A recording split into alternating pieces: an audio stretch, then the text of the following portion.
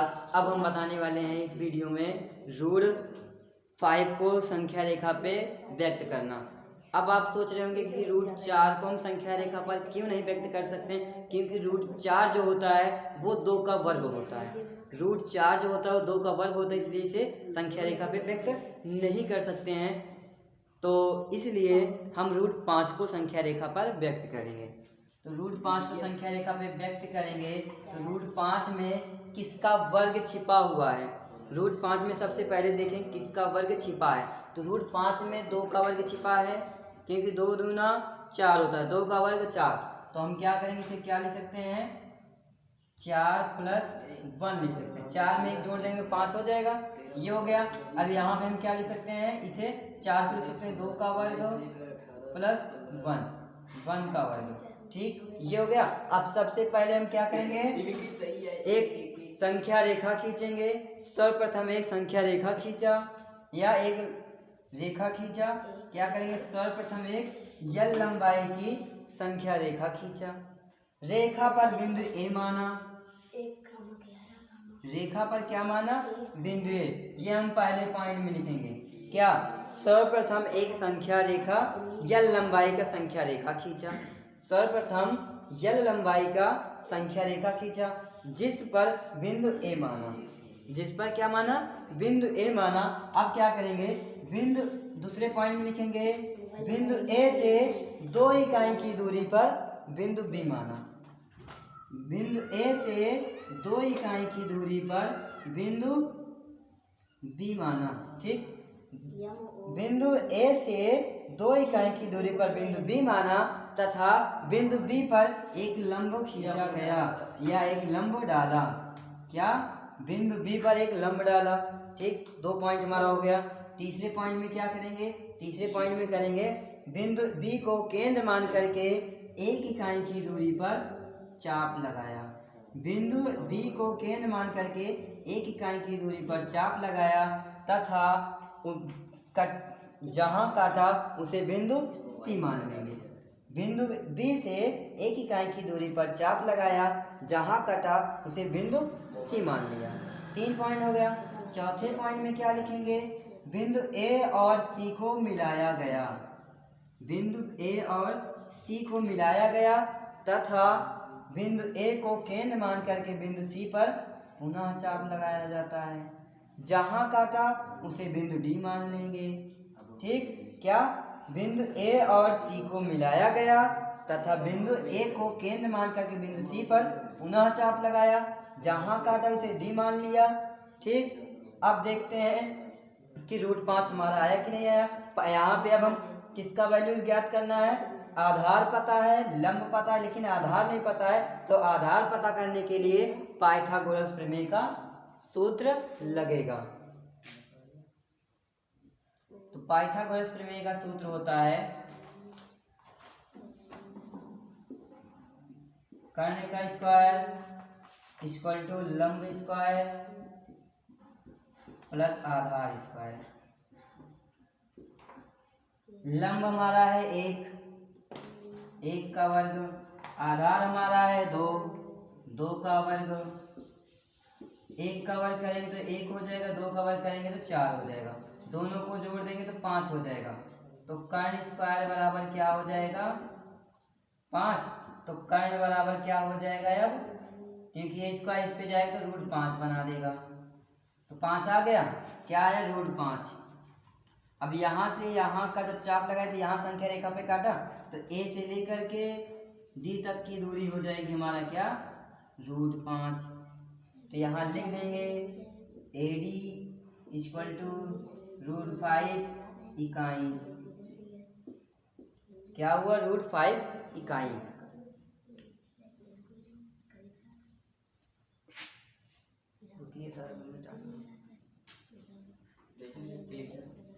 इस पे एक और वीडियो बनाएंगे भी। चलो अब बताएंगे रूट 6 को कैसे संख्या रेखा पर व्यक्त करते हैं, ठीक। तो रूट 6 को संख्या रेखा पर व्यक्त करने से पहले इसमें हम ढूंढेंगे कि किसका वर्ग छिपा हुआ है। तो रूट 6 में किसका वर्ग छिपा है, 2 का वर्ग। 2 का वर्ग होता है 4।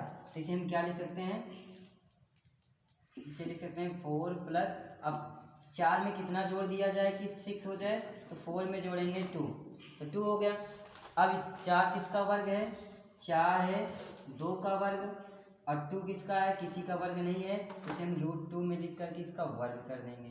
ठीक, अब क्या करेंगे, √2 का वर्ग प्लस √2 का वर्ग करने से पहले हम √2 को क्या लिख सकते हैं, 1 + 1, क्योंकि √2 का हम पहले कर चुके हैं, और √2 में किसका वर्ग छिपा है, 1 का, तो 1 लिखा, 1 में कितना जोड़ देंगे, 2 हो जाएगा, 1 जोड़ देंगे 2 हो जाएगा। तो अब इसी पूरे का हम होल वर्ग कर देंगे, तो हमारा हो गया। अब चलते हैं क्या, हम √6 को संख्या रेखा पर व्यक्त करना है। तो सबसे पहले क्या करेंगे, एक यल लंबाई की संख्या रेखा खींचा, चाहे संख्या रेखा बोलिए चाहे रेखाखंड बोलिए। तो सर्वप्रथम पहले पॉइंट में लिखेंगे क्या, सर्वप्रथम एक यल लंबाई का संख्या रेखा खींचा तथा रेखा पर एक बिंदु क्या मान लिया, ए मान लिया, बिंदु ए मान लिया। अब क्या करेंगे, दूसरे पॉइंट में लिखेंगे बिंदु ए से 2 इकाई की दूरी पर बिंदु बी माना, बिंदु ए से 2 इकाई की दूरी पर बिंदु बी माना तथा बिंदु बी पर एक लंब खींचा गया। ठीक, बिंदु ए से 2 इकाई की दूरी पर बिंदु बी माना तथा बिंदु बी पर एक लंब खींचा गया। ये 2 पॉइंट हो गए हमारा। तीसरे पॉइंट में क्या लिखेंगे, तीसरे पॉइंट में लिखेंगे बिंदु ए को केंद्र मान करके 1 इकाई की दूरी पर चाप लगाया। इससे भी हम ले सकते हैं, कोई दिक्कत नहीं है, इससे भी लेकर के हमारा √6 संख्या रेखा पर व्यक्त हो जाएगा। तो 1 इकाई की दूरी पर क्या किया, चाप लगाया। बिंदु बी को केंद्र मान करके 1 इकाई की दूरी पर चाप लगाया, जहां काटा उसे सी माना। ठीक, जहां काटा उसे बिंदु सी मान लिया गया। अब बिंदु, ये हमारा बिंदु क्या हो गया, तीसरा पॉइंट लिख लिए क्या, बिंदु बी से 1 इकाई की दूरी पर चाप लगाया, जहां काटा उसे बिंदु सी माना। 3 पॉइंट हो गए। चौथे पॉइंट में क्या लिखेंगे, बिंदु ए और सी को मिलाया गया, बिंदु ए और सी को मिलाया गया, बिंदु ए और सी को मिलाया गया तथा बिंदु ए को केंद्र मान करके सी पर पुनः चाप लगाया गया, जहां काटा उसे बिंदु डी मान लिया। बिंदु ए को केंद्र मानकर बिंदु ए और सी को मिलाया जाता है तथा बिंदु ए को केंद्र मान करके बिंदु सी पर चाप लगाया, जहां काटा उसे डी मान लिया गया। अब √2 2 और 1, 2 का वर्ग 4 और 1 का वर्ग 1, तो √5 आ जाएगी इसका, ये आगे हमारा √5। अब निकालेंगे क्या, √6 का निकालना है, तो इसमें भी 1 की कमी है, तो क्या करेंगे, जैसे √3 का हमने बताया था, अगले वीडियो में बताया है √3 का, वैसे का वैसा √6 का भी निकलेगा। तो अब क्या करेंगे, बिंदु सी पर एक लंब खींचा गया, पुनः बिंदु सी पर एक लंब खींचा गया तथा बिंदु सी पर 1 इकाई की दूरी पर चाप लगाया, जहां काटा उसे क्या मान लिया, बिंदु ई मान लिया, जहां काटा उसे बिंदु ई मान लिया। ठीक है, ये हमारा हो गया 5वां पॉइंट। क्या, बिंदु सी पर एक लंब खींचा गया तथा बिंदु सी के द्वारा 1 इकाई की दूरी पर चाप लगाया, जहां काटा उसे बिंदु ई माना। अब 6वें पॉइंट में लिख देंगे बिंदु ए और ई को मिलाया गया, बिंदु ए और ई को मिलाया जाता है तथा बिंदु ए को केंद्र मान करके बिंदु ई पर पुनः चाप लगाया, जहां काटा उसे बिंदु एफ मान लेंगे। अब 5 का वर्ग 5 हो जाएगा, √5 का वर्ग 5, 1 का वर्ग 1, तो √6 आ जाएगा हमारा। देखिए कैसे पाइथागोरस प्रमेय का सूत्र लगाते हैं। पाइथागोरस प्रमेय का फार्मूला क्या होता है, कर्ण स्क्वायर प्लस इक्वल टू लंब स्क्वायर प्लस आधार स्क्वायर। लंब हमारा क्या है, अगर √5 का निकालना है तो लंब हमारा 1 हो गया, आधार 2 हो गया, लंब पे 1 कर देंगे, आधार पर 2 कर देंगे, 1 का वर्ग हो जाएगा 1, 2 का वर्ग 4, दोनों को जोड़ देंगे तो 5, तो कर्ण बराबर क्या हो जाएगा, √5 आ जाएगा। तो √5 हमारा ये आ गया, तो कहाँ से कहाँ आया, यहाँ के लिए डाल देंगे a और d बराबर √5 इकाई। ठीक, यहाँ कर्ण स्क्वायर, यहाँ पर भी कर्ण स्क्वायर, यहाँ पर भी कर्ण स्क्वायर, ये स्क्वायर इस पे दिया है तो रूट लग गया। तो ए और डी की दूरी हो गई कितना, √5 इकाई। लेकिन हमें निकालना क्या, √6। तो लंब डाल दिया इस पे सी पे, फिर 1 इकाई का चाप लगा दिया। अब ये हो गया हमारा आधार, ये हो गया लंब। तो सेम टू सेम इसी फार्मूले पे वो भी है।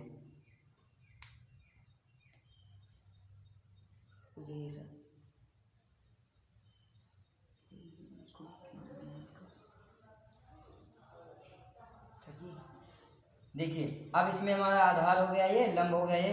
तो 1 का वर्ग कर देंगे प्लस आधार का कितना हो गया, √5 का वर्ग कर देंगे। 1 का वर्ग 1, √5 का वर्ग हमने बताया था कि √5 गुणे √5 का जब करेंगे तो 5 25 हो जाएगा। रूट में क्या आएगा 25, 25 किसका वर्ग है, 5 का है।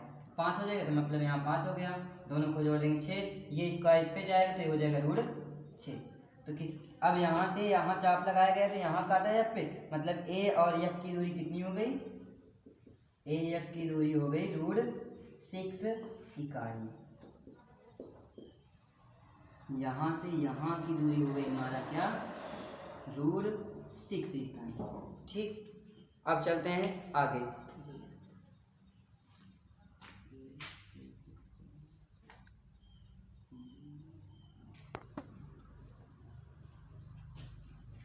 देखिए जिस प्रकार से √6 का निकाला गया है उसी तरह √7 का भी निकलेगा। बस कोई भी बदलाव इसमें नहीं होगा, हम कुछ नहीं बदलेंगे। अगर आपको पेपर में आ जाए या कहीं आपको टेस्ट में मिल जाए √7 को संख्या रेखा पर व्यक्त करने के लिए, तो 6 का निकालेंगे। 6 का निकालने के बाद √7 का कैसे निकलेगा, इसी फिगर के अनुसार हम आपको √7 को भी बताने वाले हैं। मिटाएंगे नहीं क्योंकि समय कम है और ज़्यादा वही चीज़ फिर से बताना पड़ेगा। जब वही चीज़ फिर से बताना ही पड़ेगा तो क्या मतलब है बताने का, तो इसी पे हम समझा देते हैं, इसी पे आप कर लोगे आसानी से। तो सब कुछ लिखना वही है, सब कुछ करना वही है, बस थोड़ा सा चेंजिंग है। बस चेंजिंग क्या, थोड़ा सा इसी फिगर में थोड़ा बढ़ा करके कर दे। देखो फ्रेंड, हमने क्या बताया, जिस प्रकार से √6 का निकाला गया है उसी प्रकार से √7 का भी निकलेगा। बस कोई चेंजिंग नहीं होगा, इस यही फिगर बनेगा पूरा का पूरा। बस थोड़ा सा इसमें 1 पॉइंट बढ़ा दिया जाएगा। 1 पॉइंट कहाँ बढ़ेगा, इस तरफ बढ़ेगा और इसी 1 पॉइंट को हम बढ़ा देते हैं और यहाँ पे 6 के बजाय हम 7 लिख देते हैं, बस और कुछ नहीं। √7 में किसका वर्ग छिपा है, 4 का, तो लिखेंगे 4, 4 में कितना जोड़ दें, 7 हो जाए तो 3 जोड़ देंगे। ठीक, अब 3 का वर्ग नहीं होता, 4 का वर्ग होता। 4 किसका है, 2 का, तो 2 का हम वर्ग कर देंगे। √3 को क्या लिख सकते हैं, प्लस में √3 का होल स्क्वायर। ठीक, तो सेम टू सेम यही बनेगा और कोई चेंजिंग नहीं होगा। और एक चेंजिंग और भी हो सकता है, इसका एक तरीका और भी है। पहले √3 का निकाल लो, फिर 2 का √4 का निकाल लीजिए, तो वो भी हो सकता है, वो भी हम बता देते हैं। और ये इस पर भी बता देते हैं कि दोनों तरीक़ों से आप लगा सकते हो, चाहे इस तरीके से लगाओ और चाहे पहले √3 का निकाल कर 2 का निकालो, तो दोनों हम बता देते हैं। तो इस पे हम क्या करेंगे, बिंदु ई पर पुनः एक लंब डाला गया, बिंदु ई पर क्या कर देंगे, एक लंब फिर से डालेंगे पुनः। तो बिंदु ई पर पुनः एक लंब डाला जाता है तथा बिंदु ई से 1 इकाई की दूरी पर पुनः चाप लगाया गया। जहां काटा उसे बिंदु जी मान लिया। ठीक, तो बिंदु ए और जी को मिलाया गया। सेम वही है, बिंदु ई पर पुनः एक लंब डाला गया तथा बिंदु ई से 1 इकाई की दूरी पर चाप लगाया। जहां काटा उसे बिंदु जी मान लिया। बिंदु ए और ई को मिलाया गया तथा बिंदु ए को केंद्र मान करके 1 इकाई की दूरी बिंदु जी पर पुनः चाप लगाया गया। जहां काटा उसे बिंदु क्या मान लेंगे, एच मान लेंगे। एच मान लिया गया। अभी 1 का वर्ग ये हो गया हमारा √6 आधार और 1 हो गया ये लंब। 1 का लंब स्क्वायर प्लस √6 का वर्ग, अब हो जाएगा 1 का वर्ग 1, 6 का वर्ग 6 और 1 का और 6 को जोड़ देंगे तो हो जाएगा 7 और 7 हमारा क्या हो जाएगा रूट में 7। तो क्या हो गया यहाँ पर, ए और एच की दूरी √7 हो गया। AH इक्वल टू √7 इकाई। ठीक, √7 इकाई हो गया। अब इसी फिगर को हम छोटा सा करके बताने चल रहे हैं। जैसे कि √3 का पहले निकालेंगे, फिर √2 को निकाल देंगे तो हमारा हो जाएगा √7 का। तो ये चेंजिंग करके इसी पे हम बता देते हैं वो भी।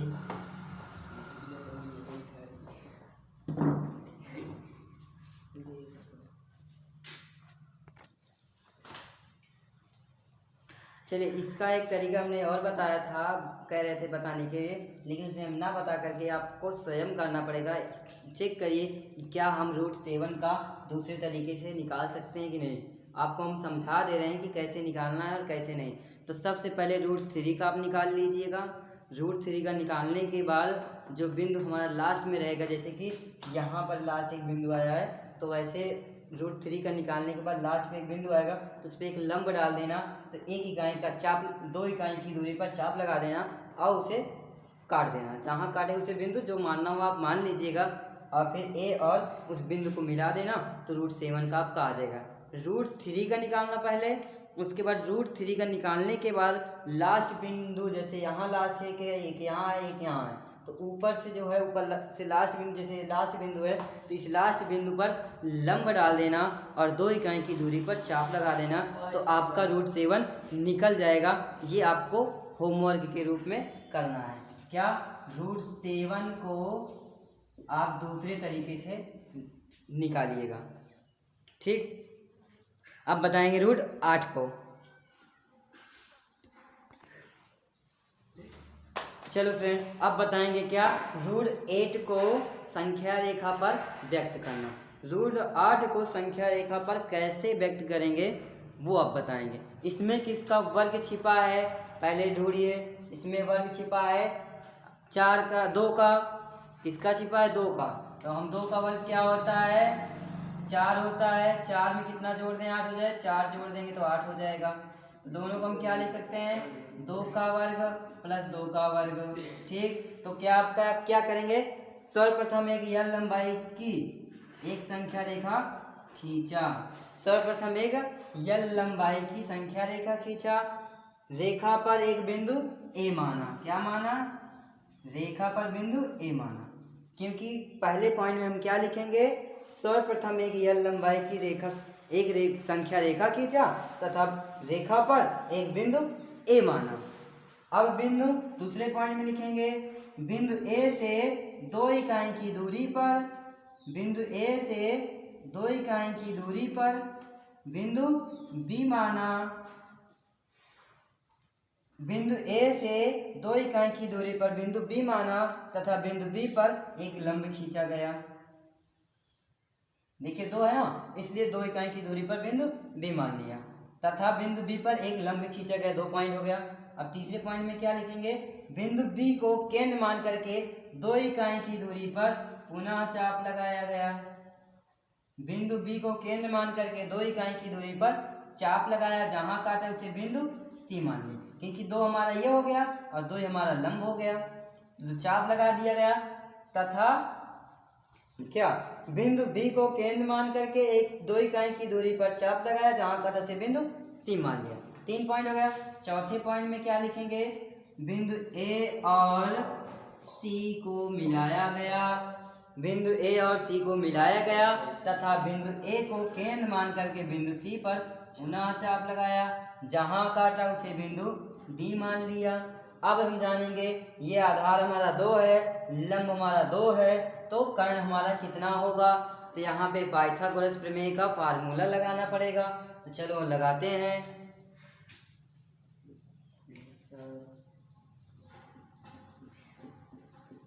कर्ण स्क्वायर इक्वल टू लंब स्क्वायर प्लस आधार स्क्वायर। लंब हमारा कितना है? लंब हमारा 2 है, 2 का वर्ग प्लस आधार हमारा कितना है? 2 है, तो 2 का वर्ग कर देंगे। 2 का वर्ग कितना होगा? 4। इस 2 का वर्ग होगा 4, तो कर्ण स्क्वायर बराबर क्या हो जाएगा? इतना। अब कर्ण स्क्वायर बराबर क्या हो जाएगा? दोनों को जोड़ देंगे तो 8 हो जाएगा। तो कर्ण बराबर क्या हो जाएगा? ये स्क्वायर इस पे जाएगा तो रूट लग जाएगा, रूट में 8। तो ए और डी की दूरी कितनी हो गई, ये हो गया 8 और ए और डी की दूरी हो गई हमारी √8। तो ए और डी को कैसे दिखाएंगे, ए डी इक्वल टू √8 इकाई। ठीक, जैसे √2 का निकाला गया वैसे √8 का निकाला गया, कोई परिवर्तन नहीं इसमें, बस एक के स्थान पे 8 है और कुछ नहीं है, यानी कि 2 है, एक के स्थान पे 2 है और 2 का वर्ग 4 और 2 का वर्ग 6, दोनों को जोड़ दिया 8, हो गया कंप्लीट। अब चलेंगे √10 का बताएंगे।